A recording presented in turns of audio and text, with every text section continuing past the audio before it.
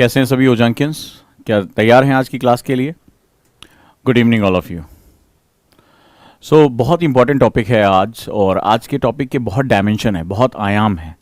ये प्रश्न मुझसे कई लोगों ने कहा जब मैंने लास्ट टाइम क्लास लिया था कि आंसर राइटिंग से पहले आपको राइटिंग की प्रैक्टिस होनी चाहिए, और राइटिंग में मैंने आपको डायरी राइटिंग के बारे में बताया था अपनी लास्ट क्लास में, और जहां मैंने आपको बताया था कि डायरी राइटिंग आपकी बहुत सी समस्याओं का समाधान हो सकता है। ये आज भी मेरी लाइफ का उतना ही इंपॉर्टेंट हिस्सा है, जहां पर मैं आज एक से ज़्यादा डायरीज रखता हूं, जहां पर अलग अलग सब्जेक्ट्स के लिए मैं उनके अलग अलग सेगमेंट की बात करता हूं। ये मेरे जीवन का एक बहुत अहम हिस्सा है, बहुत अभिन्न हिस्सा है, जो मुझे सीखने, पढ़ने, अपनी प्रगति को नापने, अपनी कमजोरियों को जानने, इनमें मुझे बहुत मदद करता है। तो डेफिनेटली ये एक ऐसी चीज़ हो सकती है जहां आपकी पर्सनालिटी में ये बहुत बड़ा चेंज लेकर आ सकती है, और डेफिनेटली आप भी बहुत ईगर होकर जानने के लिए कि कैसे एक सिंपल से दिखने वाली डायरी, एक डायरी लिखने की आदत आपकी इमोशंस, आपकी पढ़ाई, आपका माइंडसेट का जो डिस्ट्रैक्शन है, इन सभी को वो बहुत ही अच्छे तरीके से मेंटेन कर सकती है। साथ ही साथ आपको अपनी प्रगति को जांचने, यानी कि आपकी ग्रोथ कैसी हो रही है, इसको भी जांचने का एक बहुत अच्छा तरीका ये डायरी जो है वो सेटअप करती है। बहुत ही इंपॉर्टेंट है और ये बहुत ही महत्वपूर्ण है, और मैं उम्मीद करूँगा कि इस पर्टिकुलर कंडीशन में आपको बहुत कुछ जानने को मिलेगा। चलिए हम शुरू करते हैं। रेडी हैं आज आप? यस, मुझे लिखकर बताएं कि yes we are ready.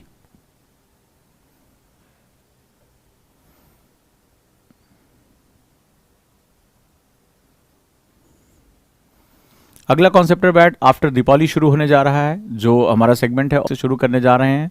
Answer writing batch, जो कि पावर राइटिंग जिसका मैंने नाम रखा है, एक बहुत ही यूनिक, बहुत ही अलग तरह का बैच शुरू कर रहे हैं। मेंस का बैच, मेंस 2022। चलिए अब हम लोग शुरू करते हैं, और बहुत ही इंपॉर्टेंट सेगमेंट के साथ हैं हम लोग कि एक्चुअली में जो डायरी है वो डायरी राइटिंग आपकी पर्सनालिटी को कैसे निखार सकती है। यूपीएससी के लिए जो बहुत सी प्रॉब्लम्स आती है उनका सॉल्यूशन आपकी डायरी के अंदर छुपा हुआ है, इस एक हैबिट के अंदर छुपा हुआ है। और आज भी मैंने अपने कॉन्सेप्टर बैच में इसके बारे में बताया कि मुझे ये एक शेड्यूल चाहिए कि आप 2 पेज डेली लिखें। मैं अक्सर बोलता हूँ, और मेरे स्टूडेंट लगातार न सिर्फ उसको लिखते हैं, मुझे भेजते भी रहते हैं, लेकिन बहुत से ऐसे बच्चों को अभी डायरी राइटिंग के बारे में बहुत अच्छी तरह से नहीं पता। तो आज मेरा एक फ़र्ज़ है कि मैं आपको इसके बारे में बताऊं, और डेफिनेटली इसको आपकी पर्सनालिटी का एक हिस्सा बनाऊं, और आपकी बहुत सी प्रॉब्लम का सॉल्यूशन भी मैं यहां पर दे सकूं। चलिए हम लोग शुरू करते हैं, और अब हम इसको समझते हैं कि डायरी आपकी लाइफ में एक बड़ा इंपॉर्टेंट हिस्सा कैसे बना सकती है। दोस्तों, अगर मैं बात करूँ सिंपल सा, तो पहले मैं कुछ क्वेश्चन पूछना चाहता हूँ। आज की जो मेरी क्लास है वो है डायरी राइटिंग को लेकर, जो डायरी लेखन है उसको लेकर है। लेकिन सवाल है कि मैं ये क्लास आज आपके सामने क्यों रखना चाहता हूं। चलिए देखते हैं। मैं कुछ क्वेश्चन आपके सामने रख रहा हूं, और अगर आप में से इसमें कोई भी समस्या से अगर आप ग्रसित हो तो मुझे बताइएगा। क्या पढ़ते समय बहुत से विचार आते हैं आपके दिमाग में? बहुत से थॉट्स, बहुत से विचार आते हैं, भटकता रहता है मन, ठीक है, कभी इधर कभी उधर, डे ड्रीमिंग होती है, लगातार भटकाव होता रहता है, आप इधर से उधर जा रहे हैं। दूसरा क्वेश्चन, अगर समस्या है तो क्या जब ध्यान लगाने बैठते हैं, क्या ध्यान लगाने बैठते हैं, कभी आप मेडिटेशन करें, आप सेगमेंट करें, बैठने पर उलझन होती है, बहुत से थॉट्स आ रहे हैं, बहुत से थॉट्स आ रहे हैं, उलझन होती है, लगी नहीं रहा, ध्यान लगाने में और अंदर संघर्ष बढ़ता चला जाए, इधर से विचार उधर, ऐसा लगता है किसी ने विचारों का पिटारा खोल दिया। अगर आप मेडिटेशन करने बैठ रहे हैं, पढ़ने बैठ रहे हैं, बहुत से थॉट्स आ रहे हैं, आप इधर भाग जा रहे हैं, उधर भाग जा रहे हैं, डे ड्रीमिंग कर रहे हैं, परेशान हो रहे हैं। अगला क्वेश्चन, क्या इमोशनल ब्लॉकेज है? इमोशनल ब्लॉकेज है आपके अंदर, बड़ा इंपॉर्टेंट है। क्या इमोशनल ब्लॉकेज है आपके पास? इमोशनल ब्लॉकेज क्या होता है? जैसे हम अपने माता पिता से कई बार कोई बात कहना चाहते, नहीं कह पाते हैं। हम चाहे उनको धन्यवाद करना हो, चाहे उनकी प्रशंसा करनी हो, उनसे अपनी तकलीफ बतानी, हम नहीं कह पाते। भाई बहनों से नहीं कह पाते। रिलेशनशिप में हैं, वहां पर भी हम एक दूसरे से अपनी बात नहीं कह पाते। हम कहना कुछ और चाहते हैं और हमसे बात कुछ और निकल जाती, बात खराब हो जाती। हम अच्छी बात कहने गए थे, फिर भी हमसे जो है वो हमसे कम्युनिकेशन नहीं हो पाया, और वो चीज़ हमसे खराब हो जाती है, और उसके बाद हम अंदर ही अंदर घुटते रहते हैं। हम किसी से माफ़ी मांगना चाहते हैं, किसी को माफ़ करना चाहते हैं, किसी दोस्त ने कोई गलती कर दी, हम चाहते हैं कि हम दोस्ती हो सके, लेकिन हम उससे नहीं कह पाते। सामने आते अंदर से ईगो पैदा हो जाती है, अंदर से गुस्सा फड़फड़ाने लगता है, शर्मिंदगी भी होती है, सब कुछ होता है, और इसको हम लोग बोलते हैं इमोशनल ब्लॉकेज। आज के यूथ को ये सबसे ज्यादा परेशान करने वाली चीज है, और उसका नाम है इमोशनल ब्लॉकेज। इसको हम लोग बोलेंगे भावनात्मक इमोशनल ब्लॉकेज। तो अंदर से एक छटपटाहट होती है कि मैं इसको, मुझे बोल देना चाहिए, नहीं बोल पाते हैं हम इसको, मुझे माफी मांग लेनी चाहिए, नहीं मांग पाते, इसको माफ कर देना चाहिए, नहीं कर पाते हैं, और हम अपने करीबी रिश्तों में भी हम जो है वो क्या होता है, फंस के रह जाते हैं। अगला, जब आप राइटिंग करने बैठते हैं तो क्या आपके दिमाग में अक्सर ये क्वेश्चन आता है, शुरुआत कहां से करें? शुरुआत कहां से? आंसर राइटिंग लिखनी है, पता है कि मुझे इसका आंसर क्या होगा, शुरुआत कहां से करें? इसके बाद क्या दिन के ज्यादातर हिस्सों में निगेटिव थॉट्स, सर मुझसे नहीं हो पाएगा, मैं आंसर नहीं लिख पाऊंगा, सर मुझे क्वेश्चन समझ में नहीं आता, सर मैं पता नहीं पास हो पाऊंगा कि नहीं हो पाऊंगा, क्या निगेटिव थॉट्स बहुत आते हैं आपके दिमाग में? हर समय निगेटिव थॉट्स आपके साथ जुटे रहते हैं? आप जरा से भी हर समय अपने ऊपर संदेह होता रहता है, अपने टीचर के ऊपर संदेह होता रहता है? क्या इसमें से कोई भी समस्या आपको अपने दिन में परेशान करती है? इसके बाद अगला जो क्वेश्चन है वो है, क्या आप अपना टाइम मैनेज कर पाते हैं? क्या आपसे आपका टाइम मैनेज हो पाता है? आप टाइम मैनेज नहीं कर पा रहे हैं, किसी दिन पढ़ रहे हैं, किसी दिन नहीं पढ़ रहे हैं। और सबसे बड़ा क्वेश्चन है, क्या आप मोटिवेशन से आगे निकलकर खुद को इंस्पायर कर सकते हैं कि नहीं करते हैं? क्या खुद के अंदर से प्रेरणा आपकी अंदर जनरेट होती है कि मुझे ये करना है, ये एग्जाम मेरा है? अब मुझे बताइए कि इसमें से कोई प्रॉब्लम आपकी तो नहीं? क्या पढ़ते समय बहुत से विचार आपके दिमाग में अगर आते हैं तो ये आपकी समस्या हो सकती है? क्या ध्यान लगाने बैठने पे आप बहुत उलझन में आ जाते हैं कि पता नहीं इतने थॉट्स कैसे, आप भाड़ में जाए, आंखें खोलो और भागो यहां से?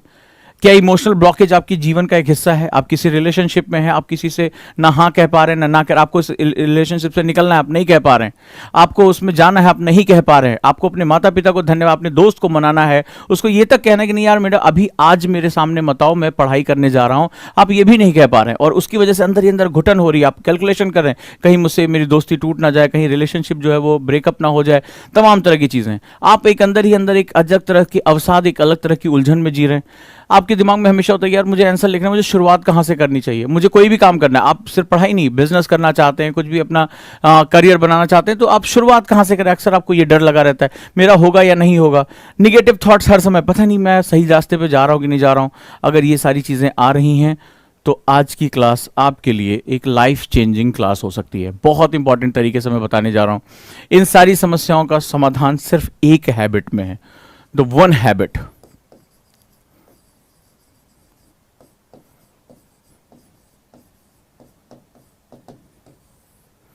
और वो उस हैबिट का नाम है डायरी राइटिंग।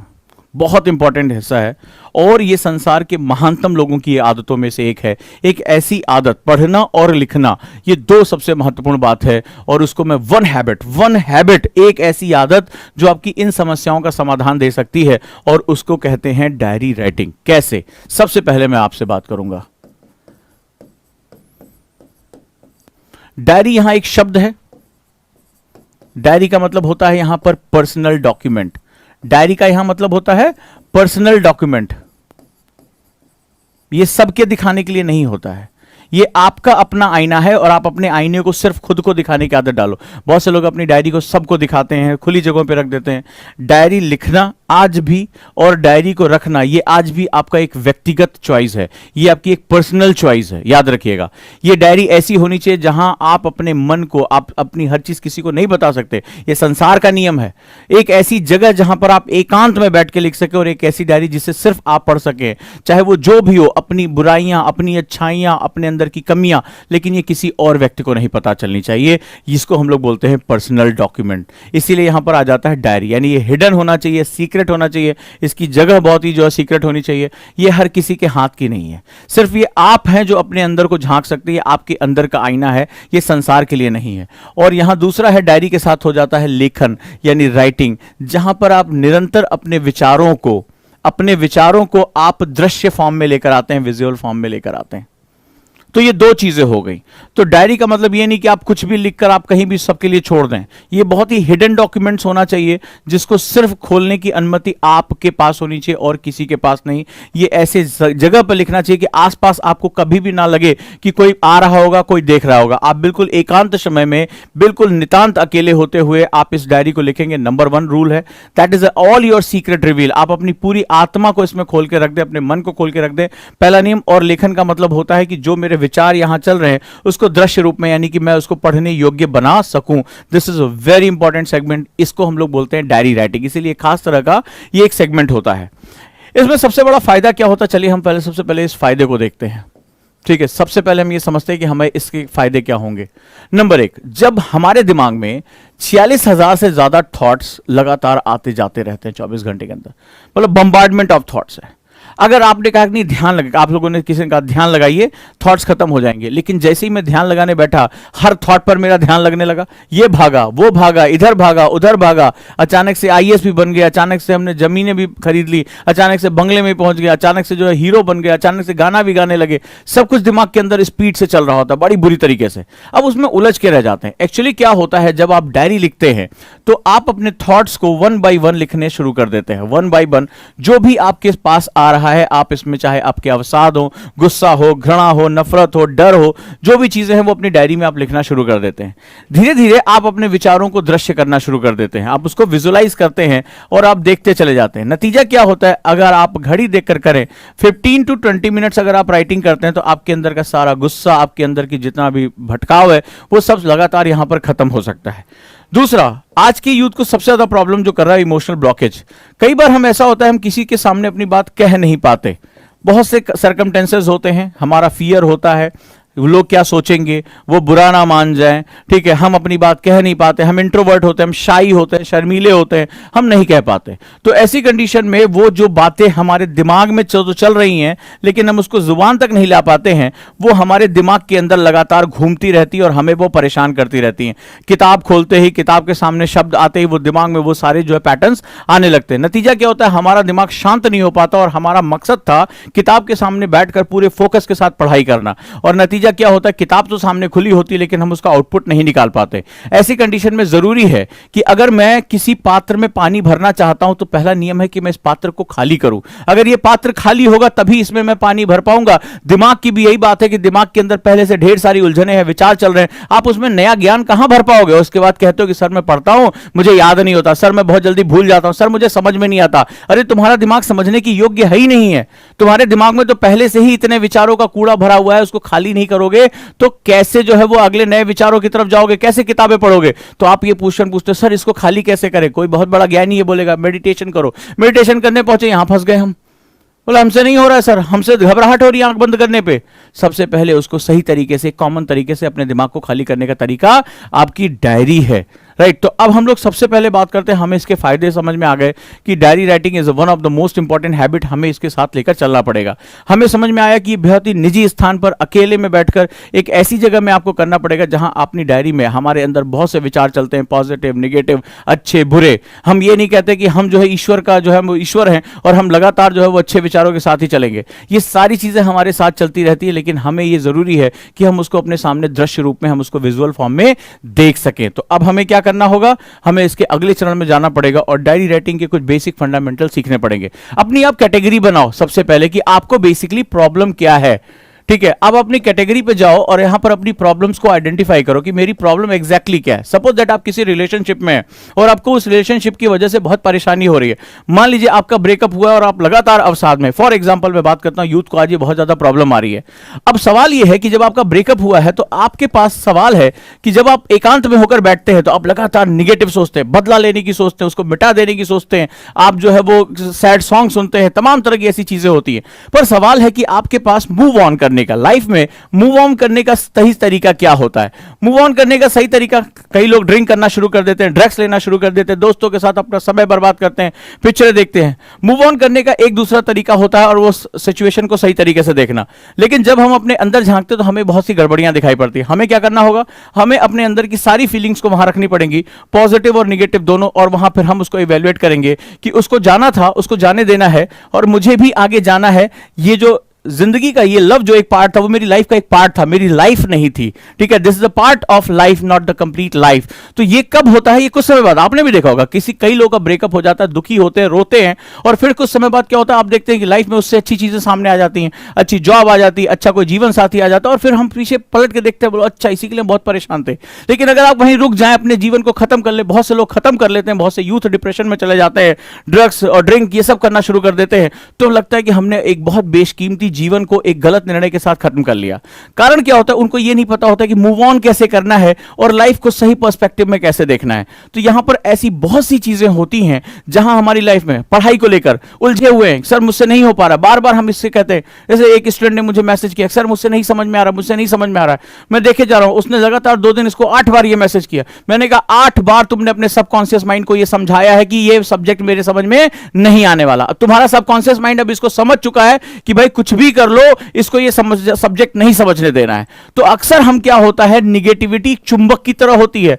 आप जरा उठा के देख लिए सोशल मीडिया पे, इसी पे जो चैट चल रहे हैं, आप देखिए कितने नेगेटिव चैट्स आ रहे होंगे, कितना एक दूसरे कितना भी अच्छा मैं पढ़ा लूं, वो किसी का नंबर पूछ रहे होंगे, वो किसी का ग्रुप पूछ रहे होंगे, तुम क्या करती हो, तुम क्या करते हो, चल रहा होगा। निगेटिविटी आकर्षित करती है, निगेटिविटी बहुत ज्यादा अट्रैक्ट करती है। हमारा दिमाग सबसे पहले इसको उठाता है और फिर धीरे धीरे ये हमें हमारा व्यक्तित्व ही ऐसा बना देता है। फिर हमें हर अच्छी से अच्छी चीज में हमें निगेटिविटी दिखाई पड़ती है और फिर क्या होता है, वो जीवन हमारा वहीं पर हमेशा के लिए नष्ट हो जाता है। तो हमें डायरी राइटिंग में क्या करना है, हमें अपनी सारी आदतों को सुधारने, मॉनिटरिंग करने के लिए हमें एक बेहतरीन हथियार मिल रहा है जहां हम खुद को मोटिवेट कर सके, खुद को इंस्पायर कर सके। इसके लिए सबसे बेस्ट तरीका होगा और वो होगा डायरी राइटिंग का। तो आज से आपको क्या करना है, एक हैबिट बनानी, आदत, एक निश्चित समय पर, चाहे वो सुबह हो और चाहे वो शाम हो, ठीक है। चाहे आप पढ़ने से पहले बैठ रहे हो, अगर दिमाग में बहुत उलझन आ रही है तो आप पढ़ने से पहले, जब भी आप पढ़ने बैठे, आप कोशिश करिए 1 से 2 पेज जरूर लिखिए। मेरे जितने स्टूडेंट ने इस चीज को फॉलो किया, उन्होंने बताया कि सर इसमें मेरे इतना चेंज आ रहा है,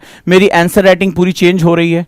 क्योंकि मैं हमेशा कहता हूं आंसर राइटिंग से पहले राइटिंग प्रैक्टिस होनी चाहिए। यानी आपके दिमाग में जो है, आपके दिमाग में जो चल रहा है और आपके पेज पर जो चीज आ जाए, इन दोनों के बीच में बहुत बड़ा अंतर होता है। ये अंतर आपकी डायरी राइटिंग से ही फुलफिल किया जा सकता है।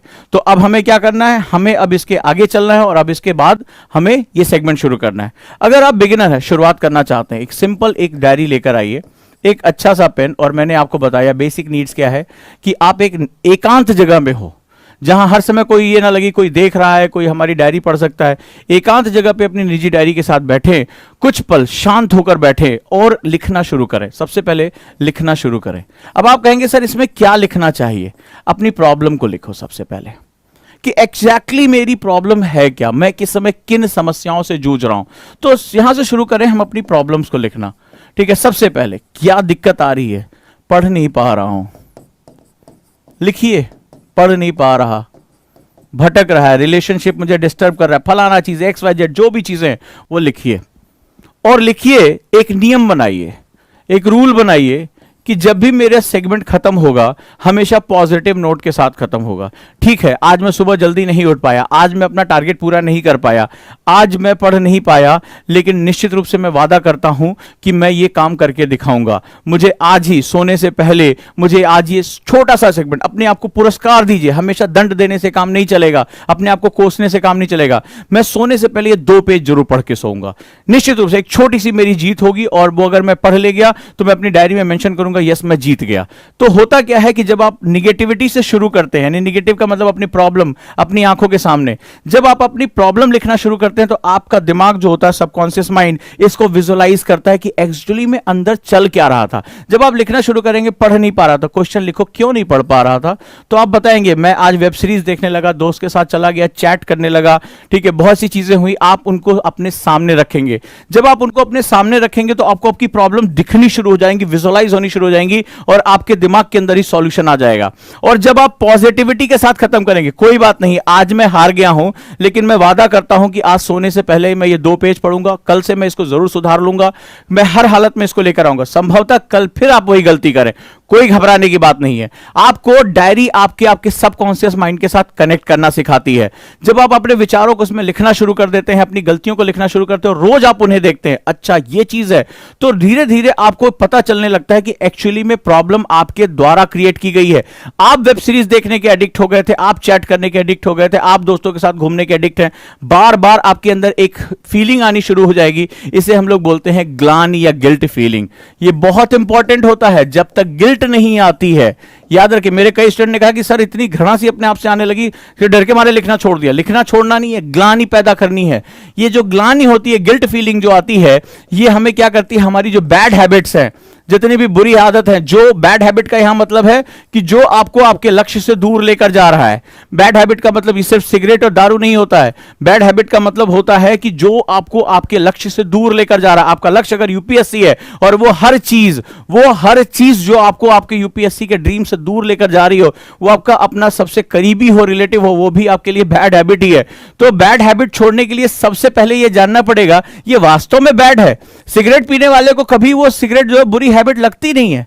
आप किसी को भी पढ़ लें, उसको तलब महसूस होती है। कई बार जब सिगरेट पीने वालों के ऊपर स्टडी की गई तो पता चला कि ज्यादातर जो 80% सिगरेट पीने वाले थे, उन्होंने सिर्फ शौक टशन में सिगरेट पीनी शुरू की थी कि मेरा दोस्त पी रहा है, इस तरह से खड़ा है, छल्ले बना रहा है, तो मुझे भी ये चीज बनानी है। और शौक में कि चल यार थोड़ा सा चिल मार के आते हैं, सर कैश लेके आते हैं, दोस्तों के साथ जो चिल करने का एक तरीका है, धीरे धीरे वो उनकी हैबिट बन गई। बॉडी को, माइंड को निकोटीन की जरूरत महसूस होने लगी, फिर वो उस ट्रैप से फंस के रह गए। और उनके दिमाग को ये अभी भी बैड हैबिट नहीं लग रहा था, वो जरूरत लग रही थी। उनको पता था कि सिनेमा हॉल में भी जाते हैं, सबसे पहले दिखाते हैं कि भाई ये मुकेश अब नहीं रहा इस दुनिया में, या जो है ये फेफड़े में जो है तार आ गया, लेकिन उससे कोई फर्क नहीं पड़ता। वो ये मानते ही, उनका दिमाग ये मानता ही नहीं कि ये बैड हैबिट है। तो सबसे पहले डायरी आपको क्या करती है, आप बार बार जब उसको देखते हो और बार बार खुद अंदर लिखते हो, आपके सबकॉन्शियस माइंड में एक ग्लानि शब्द पैदा होता है, गिल्ट फीलिंग आती है। और जब ये गिल्ट फीलिंग आती है तो इसके बाद आपके पास एक और फीलिंग आती है, और वो होती है कि मुझे इसको गिव अप करना है, मुझे इसको छोड़ देना है, ये मेरे लिए बुरा है। और आप यहां पर विचार करना शुरू कर देते हैं, और जब आप उस पर विचार करना शुरू कर देते हैं तो फिर आपके अंदर वो त्याग देने की भावना यानी गिव अप की भावना जनरेट हो जाती है। और आपके अंदर जब त्याग देने की भावना जनरेट हो जाती है तो आपके अंदर एक और भावना जनरेट होती है, इसको हम लोग बोलते हैं विल पावर यानी दृढ़ इच्छा शक्ति। लोग कहते हैं आपके अंदर विल पावर है, आप ये सब कुछ कर पाएंगे। किस दुकान पे मिलता है विल पावर यार, जरा जाके बताओ कि विल पावर क्या होता है। विल पावर बहुत लिमिटेड होता है, ठीक है। अच्छे से अच्छे आदमी के पास भी विल पावर, बोले यार दृढ़ इच्छा शक्ति होनी चाहिए, पहाड़ों का सीना चीर देंगे, ठीक है, कोर्ट्स में अच्छा लगता है, फॉरवर्ड करने में अच्छा लगता है, डीपी लगाने में अच्छा लगता है, बट एक्चुअली में ये विल पावर किस दुकान पे मिलता है, दृढ़ इच्छा शक्ति कहां मिलती है। अगर इतनी आसान होती तो सबके पास होनी चाहिए थी, नहीं, उसके पीछे लॉजिक होता है। तो जब हम किसी भी चीज से छुटकारा पाना चाहते हैं, so we have to create guilt. Guilt से गिव अप का विचार आता है, विचार पैदा होता है। जब उसको देखना शुरू कर, डायरी आपको दिखाती है कि these are the factors, again मेरी आंख के सामने आ रहा है कि ये चीज मुझे परेशान कर रही है। देन वो त्याग की भावना आती है कि मुझे इसको गिव अप करना है, छोड़ देना है। और फिर मेरे अंदर विल पावर जनरेट होती है कि अब मैं इसको नहीं अडॉप्ट करूंगा। ज्यादातर केसेस में हमें यही देखा गया है, राइट है दोस्तों। तो यहां पर भी हमें वही चीजें करनी है। तो आपको कोई भी हैबिट को एडॉप्ट करना है या किसी हैबिट को छोड़ना है। जैसे एक बच्चे ने आज मुझसे सुबह पूछा कि सर किसी तरह का ड्रग्स लेने की आदत हो तो क्या करें। तो सेम वही चीज है, जो ड्रग्स ले रहा है उसके दिमाग को उसकी जरूरत है, मुझे उसको बताना पड़ेगा कि ये तुम्हारी जरूरत नहीं है, ये मेरे लिए हानिकारक है। लेकिन जो सिगरेट पी रहे हैं, शराब पी रहे हैं, जो भी हैं, वो ये मानते हैं कि उनकी जरूरत है, ये गलत, इसमें कुछ नहीं है। तो हमें उसके दिमाग में पहले जब तक ये बात नहीं आएगी there is a guilt feeling, तब तक आप कभी उसे गिव अप नहीं कर सकते। या अगर आपसे कहा जाता है कि आपने कई बार सुना होगा, हमसे ये समाज कहता है कि अगर तुम्हें जीतना है तो तुम्हारे अंदर विल पावर होनी चाहिए। मोटिवेशन स्पीकर आग लगाते हुए कहते हैं विल पावर होनी चाहिए। मिलता कहां है विल पावर, क्योंकि मैं तो मोटिवेशनल स्पीकर नहीं हूं, मैं तो एनएलपी ट्रेनर हूं। मैं तो आपके दिमाग की उस बात पे बात कर रहा हूं जहां से ये आता है। तो उनसे पूछो कि नहीं आपके अंदर विल पावर है, पहाड़ों का सीना चीर देंगे, ये कर देंगे, परिंदे आकाश उड़ा देंगे, पता नहीं कितने मोटिवेशनल कोट्स आप डेली इधर से उधर शेयर करते रहते हो। शेयर तो करते हो लेकिन तुम्हारे अंदर वो बात नहीं पहुंच पा रही, क्योंकि वो बाहर से आ रही है और बाहर ही चली जा रही है, बाहर से आ रही है, बाहर ही चली आ रही। कोई पिक्चर देख लिया जोशीली एकदम, बोले आज भाई पढ़ डालेगा, 1 घंटे पढ़े, 4 घंटे पढ़े, 24 घंटे पढ़े, फिर वही 48वें घंटे में वही कहानी। फिर चल यार बहुत बोर हो गया, चल यार एक वेब सीरीज लगा लेते, चल यार एक मूवी देख लेते, चल यार एक यूट्यूब पे जो सर्फ कर लेते, यही काम होगा। ये नहीं आ रही है। ये क्यों नहीं आ रही? क्योंकि आप ये जानते ही नहीं कि आपके अंदर पॉजिटिव और नेगेटिव फीलिंग्स कहां चल रही हैं। क्लियर है? मानते हैं इस बात को?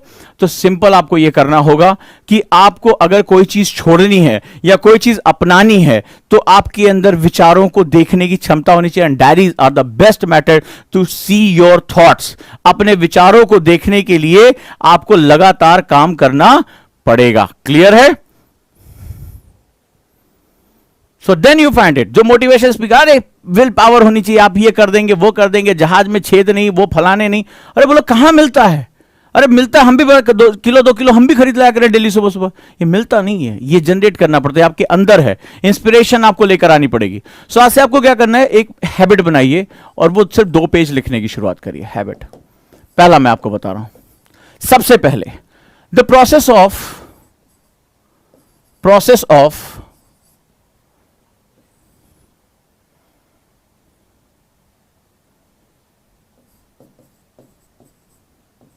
forgetfulness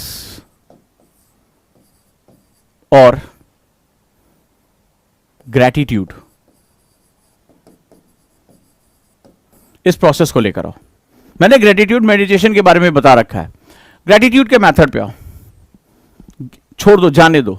ज्यादातर जानते हो हमारे अंदर जो निगेटिव फीलिंग्स आती है, किसी दिन अपने फीलिंग्स लिखो। हमें गुस्सा आता है, हमारे अंदर एक कोफ्त होती है, इसे कहते हैं ना, बहुत अंदर से उलझन, घृणा, द्वेष, कंपटीशन की भावना, ये सारी हमारे अंदर रहती है। हम अच्छा बुरा, पास्ट में, ज्यादातर लोग अपने पास्ट में फंसे रहते हैं, पास्ट की यादों को लेकर प्रेजेंट पे थोपते रहते हैं, प्रेजेंट को बर्बाद करते रहते हैं, फ्यूचर तो खैर उनका अपने आप ही बर्बाद हो जाता है। आपको सिंपली जानते हो क्या करना है? सबसे पहले आप डायरी जब लिखना शुरू करिए तो आप ग्रेटिट्यूड लिखना शुरू करिए। फॉरगिवनेस, आप फॉरगेटनेस पे अब चले जाइए, भूल जाइए उसको, ठीक है, कि क्या हुआ। आप डायरी लिखना शुरू करिए कि मेरे साथ क्या क्या बुरा हुआ, मेरे साथ क्या क्या बुरा हुआ, जिसको आप मानते हैं कि आपके साथ गलत हो गया, या मैंने किसके साथ बुरा किया। यहां पर आप विक्टिम हैं, आपको लग रहा है कि आपके साथ गलत किया, वो आपको धोखा देके चली गई या धोखा देके चला गया, उसने ऐसा कर दिया, उसने आपका ये हक छीन लिया, उसने आपके साथ ये किया, बहुत आपके अंदर ग्लानि है, बहुत भरा हुआ है, निकालो उसको। और आपने किसके साथ बुरा किया? कहीं ऐसा तो नहीं कि आपने उसको थप्पड़ मारा था, आपने ऊपर शक किया था, आपने उसका फोन चेक किया था, आपने उसको समय नहीं दिया था, ठीक है, उसका बर्थडे भूले थे, तो आपने तो कहीं गलत बुरा नहीं किया। आप एक लिस्ट बनाइए, सबसे पहले उनकी एक लिस्ट बनाइए कि आपने, आपके साथ क्या बुरा हुआ, आपने किसके साथ बुरा किया, और फिर उसको करिए लेट देम गो, जाने दो। जिसके साथ, आपके साथ जिससे बुरा हुआ उसे माफ कर दो, लिख दो, मैंने तुम्हें माफ किया, मैं तो ईश्वर की संतान हूं, लिखो उसमें पॉजिटिव, और इससे माफी मांग लो, अपनी अपनी कॉपी में माफी मांग लो।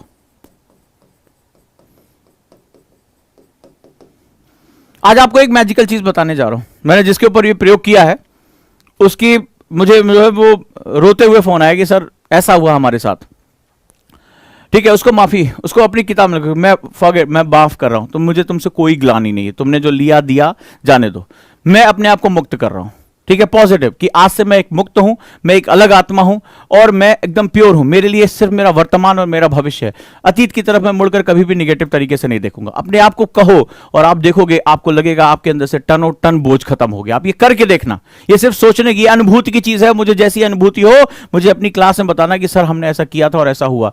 ये जितना सुनने में हल्का लगता है, ये उतना ही अंदर से उतना गंभीर मसला है। एक दूसरा तुम्हें काम देता हूं, हम में से ज्यादातर लोग इमोशन की वजह से स्टक होते हैं। आप एक काम करो, छोटा सा काम करो, आप आज एक छोटा सा, अपने जो प्रियजन हैं, माता पिता भाई बहन, आज के जमाने में हम इस चीज को भूल चुके हैं।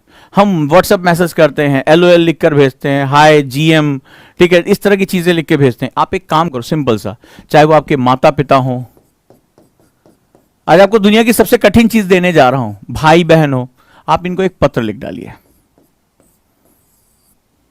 प्रिय पिताजी, ठीक है, डियर फादर, आपकी मेरी जिंदगी में क्या महत्व रहा है, मैंने आपसे क्या सीखा है, जब आपने मुझे डांटा, आप सिर्फ एक पत्र लिख डालिए। मैं देखता हूं कि आपकी लेखनी में कितना दम है, व्यक्तित्व में कितना दम है, आप मुझे लिख के बताइए। आप जब किसी के लिए लिखने बैठेंगे आपको पता चलेगा, लिटरली इसे कहते हैं कि जो है वो हालत खराब हो जाती है।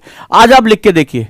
और पिता के साथ संबंध बड़े जटिल माने जाते हैं, ठीक है, बड़े जटिल माने जाते हैं। वो दोनों ऐसे खामोश एक दूसरे के सहयोगी होते हैं, जहां पर वो होते भी हैं और हमें उनके होने का एहसास भी नहीं होता कई बार। तो आज अपने पिता को आप लिख दीजिए और आप मुझे लिख के मुझे बताइएगा, सिर्फ लिखकर, अपने माता पिता को, भाई बहन को, कि प्रिय पिताजी या डियर फादर, मेरे पूरी अपनी बात लिखिए कि आपका मेरी जिंदगी में क्या महत्व है, मैंने आपसे क्या सीखा है, मैं गलतियां करता रहा लेकिन फिर भी आप मेरे साथ खड़े रहे, और मैं पिताजी आपके जो कभी आपको ना एक धन्यवाद कह पाया, ना एक पुत्र के रूप में या पुत्री के रूप में आपके लिए कुछ कर पाया, या अपनी माता के लिए आप जो है लेटर लिखिए। आज आप मुझे लिख कर बताइएगा, उन तक पहुंचा दीजिए, उन तक पहुंचा दीजिए। बहुत लोग नहीं कर पाए, लेटर नहीं लिख पाए वो अपने माता पिता को, अपने भाई बहन को, अपने भाई को, अपनी बहन को। आज आप एक लेटर लिख के दीजिए, उनके प्रति आभार जताइए, अपनी गलतियों के लिए उनसे माफी मांगिए, और जो भी बाय हार्ट अपने दिल से जो उनके लिए फीलिंग आ रही है आप मुझे लिख कर बताइए, उन तक पहुंचने दीजिए। और 2 दिन के बाद मुझे इसका फीलिंग बताइएगा। जब वो लेटर उन तक पहुंचा उसके बाद जो होगा वो आप मुझे बता दीजिएगा, बता दीजिएगा। आपको मैं मुक्त कर रहा हूं, आपको मैं ऐसा मेडिटेशन बता रहा हूं, आप फ्री हो जाएंगे और एक ऐसा सपोर्ट सिस्टम आप प्रिपेयर करेंगे अपने शब्दों के माध्यम से कि वो कभी भी किसी भी मुसीबत में वो सपोर्ट आपसे नहीं हटेगा। जिस व्यक्ति के साथ उसके माता पिता, उसके परिवार आकर खड़े हो जाते हैं ना, संसार की कोई मुसीबत उसका कुछ नहीं बिगाड़ सकती है। ज्यादातर लोग तब हारते हैं जब अपने ही हमारा विरोध करना शुरू कर देते हैं, और कई बार आप देखेंगे अपने हमारे लिए इसलिए विरोध करते हैं कि वो बुरे नहीं होते, हमारे उनके बीच में कम्युनिकेशन गैप होता है, हमारे अंदर ईगो होती है। ईगो कम्युनिकेशन का सबसे बड़ा दुश्मन होता है। हम चाहते तो हैं कहना, लेकिन कह नहीं पाते। हम पैर छूना चाहते थे, आशीर्वाद लेना चाहते, लेकिन पुराने अतीत की बातें, अच्छा पिछली बार तुमने ये बोला था, हमारा दिमाग उसको कैलकुलेट करता है। बदला लेना, रिवेंज लेना हमारे दिमाग में भरा पड़ा होता है, और फिर हम क्या होता है, हम अपने ही लोगों को अपना दुश्मन बना लेते हैं। आप एक पत्र लिखकर मुझे बताइएगा, एक लेटर लिख दीजिए, प्यार से दिल से लेटर लिख लीजिए, जो भी आपके पूरे अतीत में उनके प्रति आप आभार व्यक्त करना चाहते हैं, उनके प्रति एक ग्रेटिट्यूड व्यक्त करना चाहते हैं, आप कर दीजिए। और फिर जो होगा आप मुझे बताइएगा। आप एक ऐसा सपोर्ट सिस्टम तैयार कर ले जाएंगे कि मुश्किल से मुश्किल समय पे वो आपके साथ आकर खड़े होंगे, इस एक लेटर की वजह से कि यस, इसने अपने शब्दों के साथ मुझे बांध लिया है। और जब आप थकेंगे, आप हारेंगे, वो आपके लिए आकर खड़े हो जाएंगे, वो आपसे लड़ेंगे, और आप आश्चर्यचकित होंगे कि आपके बिना मदद मांगे वो मदद पहुंचा के रहेंगे। आप ये करके देख लीजिएगा, करके देखिए, फिर मुझे बताइएगा हाँ उजांग सर ये समस्या का समाधान इस रूप में निकला। आप जितने भी लोग हैं जो सुनकर जा रहे हैं, कोई बात नहीं है, संसार में हर कोई थोड़ा ना जीतता है, हारने वाले फिर तो किसी ना किसी के हाथ फंसेंगे। लेकिन जो मुझे सुन रहे हैं, समझ रहे हैं, जो उजांकियंस हैं, वो एक लेटर लिख डालें, लिख डालिए, माता पिता भाई बहन जिसके प्रति भी आपके पास है कि मैं इसके प्रति ग्रेटिट्यूड, एक आभार व्यक्त कर सकता हूं अपने जीवन में, अच्छे शब्दों के साथ लिख कर देखिए। संसार का सबसे कठिनतम काम आपको दे रहा हूं, और अगर ये लेटर उन तक पहुंचा दिया आपने और वो ब्लॉकेज आपका खत्म हुआ, आप अपने याद करिएगा। कई बच्चों ने कहा कि मेरे पिताजी का जब फोन आया ना सर, तो बस आंसू ही निकल रहे थे, इससे ज्यादा कुछ नहीं हुआ। मतलब वो अनुभूति, उनके पैर कांप रहे, हाथ कांप रहे, बोले कि मतलब मेरे पिताजी ऐसा लग रहा था कि सामने से रोक दे देंगे मेरा पत्र पाने के बाद, और मुझे जो फीलिंग हुई है सर उसका बयान नहीं कर सकता। आप करके देखिए एक बार। किसी ने लिखा कि हम सर घर पे हैं। अरे घर पे हैं, अरे जब दो लोग एक कमरे में होते तो सबसे कम कम्युनिकेशन होता है। किसी के प्रति आभार व्यक्त करना बहुत बड़ी बात होती है। घर में रहते हुए लोग, पति पत्नी घर में रहते तलाक क्यों हो जाते हैं, डिवोर्स क्यों हो जाते हैं? एक घर में रहते हैं, पति जो है वो कहीं और चैट कर रहा है, पत्नी कहीं और, दुनिया भर से हम आज सोशल मीडिया बात करते हैं, लेकिन एक दूसरे से बात नहीं करते। तलाक के आंकड़े उठा लीजिए, तलाक के आंकड़ों में सबसे ज्यादा निकल कर आता है कि दो लोग कम्युनिकेशन करना जब बंद कर देते हैं, तभी जो दोनों के बीच में दूरियां बढ़ती हैं। और हमें आज ये नहीं सिखाया जा रहा है कि हमारे पास कम्युनिकेशन सिर्फ वर्बल नहीं होता, बोल के नहीं होता, कम्युनिकेशन भावनाओं के रूप में भी कई बार लिखना होता है। जब हम एकांत में होते हैं तो किसी व्यक्ति के बारे में बहुत गहरा सोचते हैं, बहुत गहरा सोचते हैं, और जब हम अपनी सोच को बता देते तो हमें पता चलता है कि ज्यादातर झगड़े सिर्फ गलत फहमियों की वजह से होते हैं। और ये कुछ नहीं होता है, सिर्फ दो लोग संवाद नहीं कर पाते हैं, तभी जो है झगड़े होते हैं। और यह बात आप मान के देखिएगा। और वही झगड़े जब उन तनाव को अपने दिमाग में बिठा लेते हैं और सामने ऐसे किताब खुली होती है, तो वो क्या होता है, वो झगड़े हमारे दिमाग में चल रहे होते हैं और हमारा कीमती समय हमारे हाथ से निकल जाता है। अगर मानते हैं ये बात तो आप करके देखिएगा। अपनी प्रगति को नापने के लिए अपनी डायरी का प्रयोग करें। आज मैंने क्या हासिल किया, लिखिए, उससे बोलिए, व्हाट आई अचीव्ड टुडे, क्या हासिल किया। मुझे सुबह 5 बजे उठना था, नहीं उठ पाया, लिखो इसको, नहीं उठ पाया। आज मैंने क्या नहीं हासिल किया, क्या मुझसे छूट गया और क्या हासिल किया। आज मैंने 20 पेज पढ़ने के लिए कहा था, मैंने पढ़ लिया, शाबाश, लिखो वहां पे, लिखो शाबाश, वेल डन। कल और अच्छा करके दिखाना है, और आप लगातार अच्छे से अच्छा करते चले जाते। यही आपका basics of the time management है।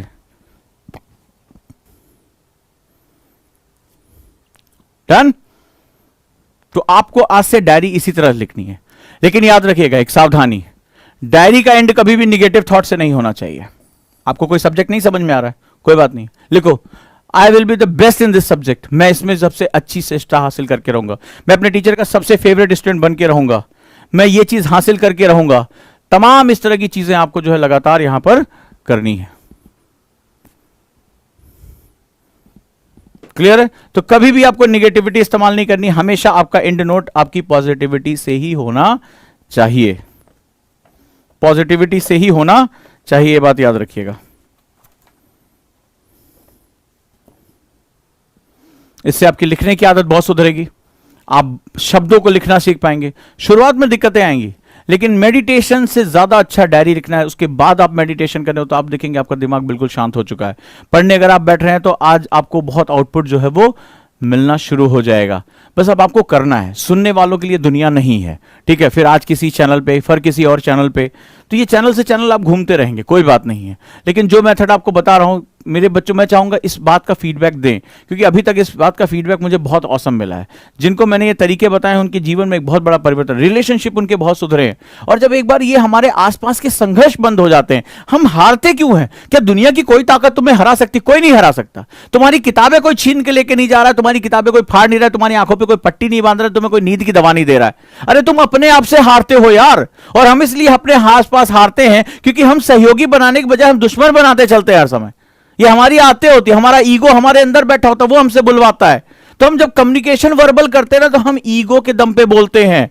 जब हम लिखते हैं ना, तो हम अपनी आत्मा से लिखते हैं। लेखनी में अगर तुम्हारे दम है तो तुम अपनी सोल से लिखते हो, और सोल में ईगो नहीं होती है। ईगो यहां बैठा होता है, अरे हम क्यों बात करें इससे, अरे हम आईएएस की तैयारी कर रहे हैं, कल का ये लड़का जो हमसे बातें करने आया, अरे पापा की हिम्मत कैसे पड़ी, डांट दिया, फ्यूचर में हम लिख रखे आईएएस 2024 बैच, मम्मी ने ऐसे क्यों बोल दिया। हम आपस में लड़ते रहते, लेकिन जब हम नहीं कह पाते, क्योंकि जब हम सामने आते हैं हमारी ईगो बोलती है हमारे मुंह से, और जब हम लिखते हैं तो हमारी आत्मा बोलती है, और आत्मा की बात दूसरी आत्मा समझ लेती है कि बात बहुत गहरी है, इसका बॉन्ड हमारे। और जैसे ही हमारे आसपास के लोग संघर्ष करना बंद कर देते हैं, हमारा रास्ता अपने आप साफ हो जाता है। हमें लगता है अरे सब तो मेरे सहयोगी हैं, सब मेरे ड्रीम के भागीदार हैं, सब मुझे आईएएस बनते हुए देखना चाहते हैं। फिर जब तक कल तक अरे वो मौसी का लड़का जो है बहुत टेढ़ी नजर से जो है कमेंट कर रहा था कि तुम आईएएस बन के दिखाओ, अरे वो कह नहीं रहा था, तुम्हारा ईगो सुन रहा था।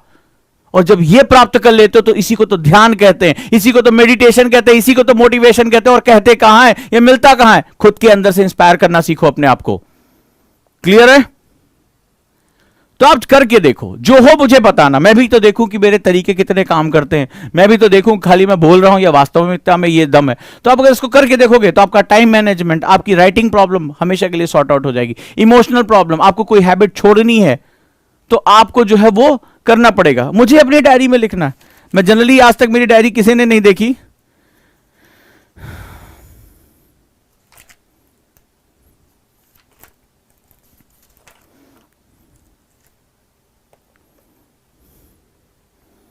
मैंने एक लिखा, आज सुबह उठने में देरी हुई, आलस और थकान लग रही थी, पर क्यों? क्योंकि मैं देर से सो रहा था, मैं नींद नहीं खुल रही थी। और मैं देर से क्यों सो रहा था? फिर मैंने पूछा, क्योंकि मुझे देर से सोने की आदत पड़ गई है। इसमें ये कारण है, मैंने उनको बताया कि ये कारण हो सकते हैं। इसमें लगातार मैं ये देर रात तक जो है वो लोगों को रिप्लाई करता हूं, मैं वीडियो एडिटिंग कर रहा हूं, फलाना चीज कर रहा हूं, और लगातार मैं स्लीप डिप्राइव। मैं अपनी प्रॉब्लम के बारे में बात कर रहा था, आखिर क्यों मैं आउटपुट नहीं निकाल पा रहा हूं, क्या रीजन है। मैं अपनी डायरी में भी वही समस्याएं लिख रहा हूं। ऐसा नहीं कि समस्याएं किसी आपके साथ हैं और किसी और के साथ नहीं है।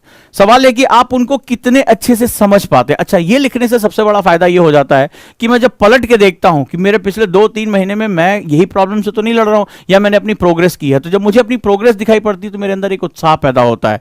तो आई डेफिनेटली मैं समझूंगा कि अब इसके बाद आप बहुत अच्छा कर पाएंगे और अच्छे से आप आगे बढ़ेंगे और इसको अपनी हैबिट बनाएंगे।